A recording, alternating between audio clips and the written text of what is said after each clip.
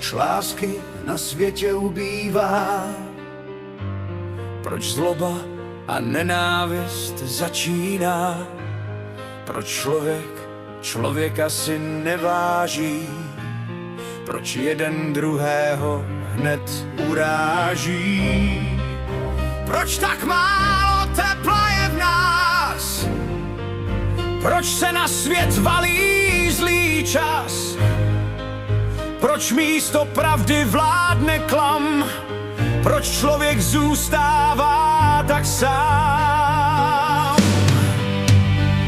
Proč dítě slýchá víc křiku než smíchu? Proč starý člověk čeká jen v tichu? Proč bratři mezi sebou válčí zas? Proč svět je šedý